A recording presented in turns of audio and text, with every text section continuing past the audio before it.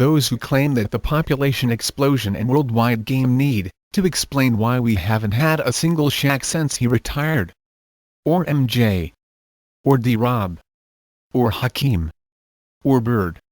Or Magic. Or Moses. Or Walton. Or Kareem. Or Wilt. Not one. Not even close. Or the fact that a 38-year-old Duncan is still among the best players in the league. Hell, I would take him over a prime Mark Gasol in a heartbeat. Or the fact this population boom has not brought us 7-foot Magics. Nope, all we have are a slew of 6 to 9 centers who can't shoot from 3+. A few years ago a 6 to 8 Kevin Love ran away with the rebounding title. A few years before him, a 6 to 7 Ben Wallace, who could shoot from point-blank range, not only was running away with rebounding titles, he was also winning multiple DPOYs. For those idiots who laugh at footage of Bob Cousy, how about the worst shooter in NBA history playing in today's NBA? I give you Ricky Rubio, who wouldn't have sniffed a top college roster in the 60s and 70s. Oh, and while Cousy won 1 MVP, how about a 6 to 3 Steve Nash winning 2 in those? Hell, a 37-year-old Nash, playing 33 mpg, led the league assists. How do the bashers of the 60s explain the fact that the NBA shot FTs better in 1959 than the current NBA? With all of this modern training and technology, and players today are far worse at shooting FTs than those in the 70s. The 74 NBA shot .771, today's NBA is at .754.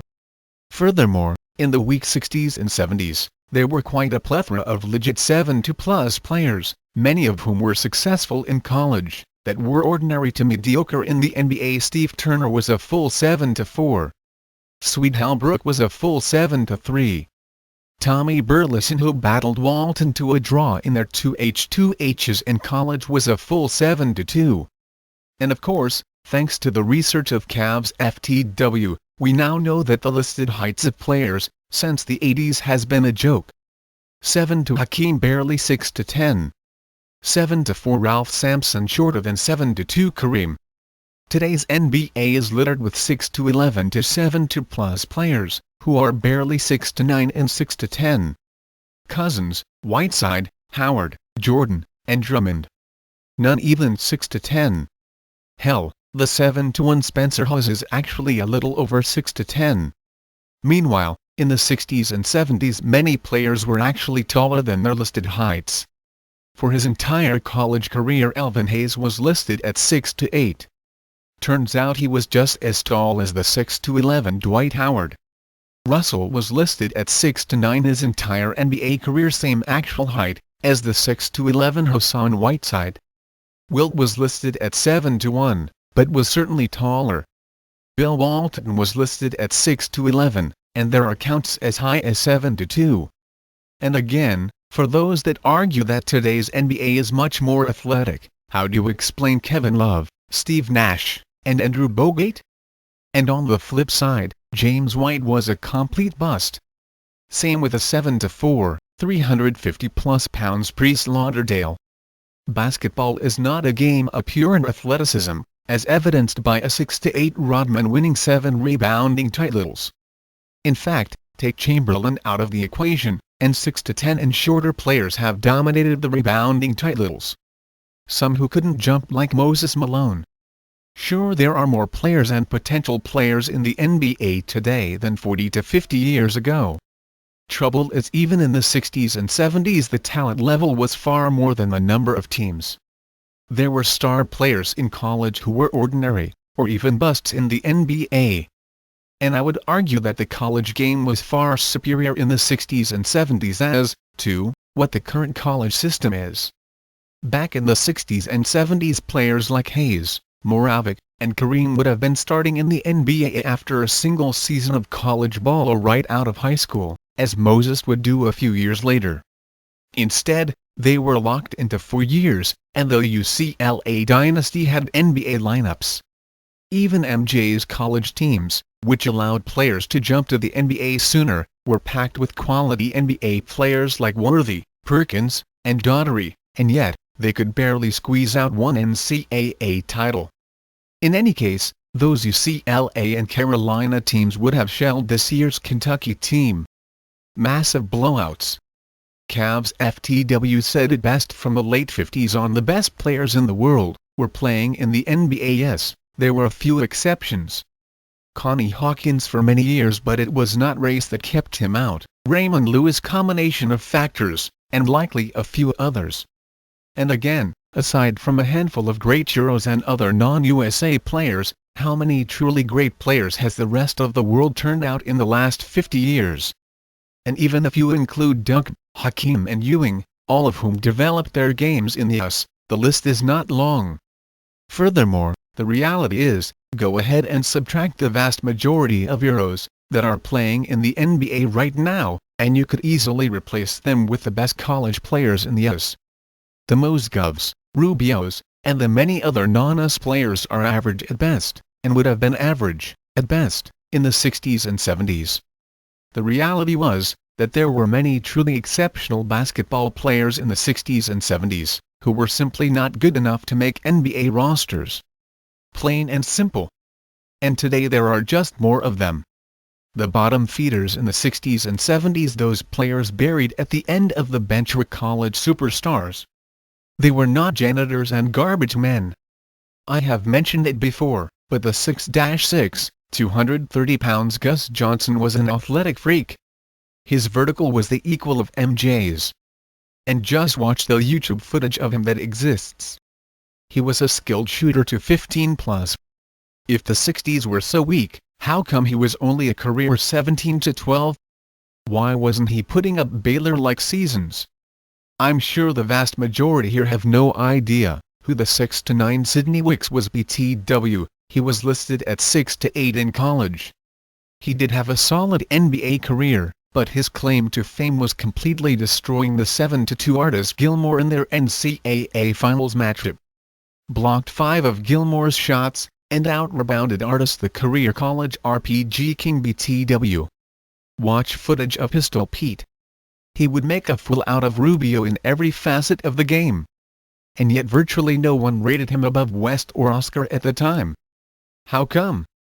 How come a legit 6 to 5 PG, that would dazzle the current NBA, wasn't even considered among the elite guards of his own era? Oh, and BTW, can you imagine what Moravec would do to today's NBA with the being allowed to carry and palm the ball? Finally, and sorry to bring it up again, but there was the greatest bridge of all time. Kareem.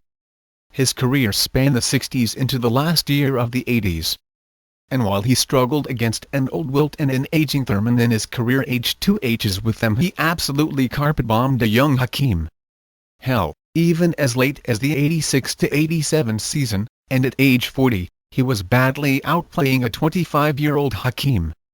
I mentioned an old Wilt, who easily outplayed rookie Kareem in their 1H2H, before Wilt shredded his knee, and Thurman, who remarkably outscored and outshot a pick Kareem in the 72 playoffs, but centers like McAdoo, Lanier, and Gilmore were battling a prime Kareem to a draw in the mid to late 70s. And then the ultimate Kareem killer came along at the end of the 70s. Moses, who just owned Kareem in his career. And yet a 38 to 39-year-old KAJ routinely dumped 40-plus point games on Hakeem, and even demolished Ewing with a 40-point game. And we know that Hakeem and Ewing went on to be, at the very least, among the top 4 centers of the 90s. And as dominant as a pick Kareem was in the early to mid-70s, he was nowhere near as dominant as a prime Chamberlain had been in the 60s. In fact, a prime Chamberlain was far more dominant against the same centers, most of whom were on the decline, that a prime Kareem would face a few years later. I'm sorry to tell the ESPN generation this, but the reality was, the average player in the 60s and 70s would have been the average player in those. The game has simply not changed much at all. Sure, there have been rules changes, like the 24-second clock in the mid-50s, the widening of the lane in the 60s which had zero effect on Wilt BTW, and the 3PT shot in the late 70s. And along the way a few minor ones, like goaltending in the 50s, zone defense rules in the 60s through the early 80s, and a few other tweaks. But the game has changed little. It is still played on the same size court, with the same sized ball and hoop, with the same number of players, and the same basic rules. And it is a simple game, as well. 6-year-olds can play the game. It comes down to shooting, dribbling, passing, rebounding, and defense. That is it. NBTW, defenses are not better today than they were 50 years ago, either. In fact, I would argue that they are worse. Today's NBA has an EFG percent of nearly 50%, and even collective FG percents are in the 45% range. What has become, though, is a game of possessions.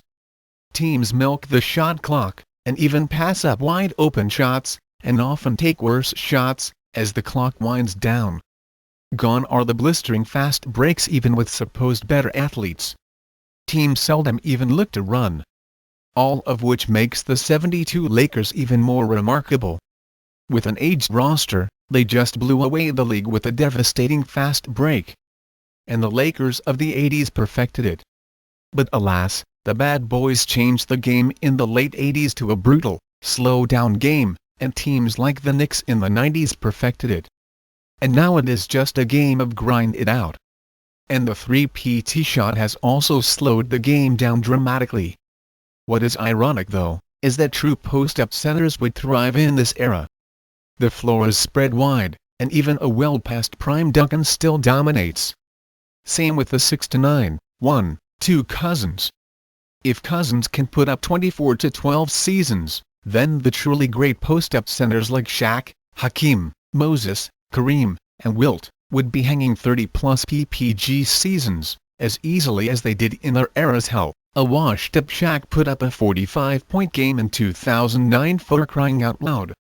Again, if today's NBA is better, it is only marginally better. And the truly great players of any era would be great today.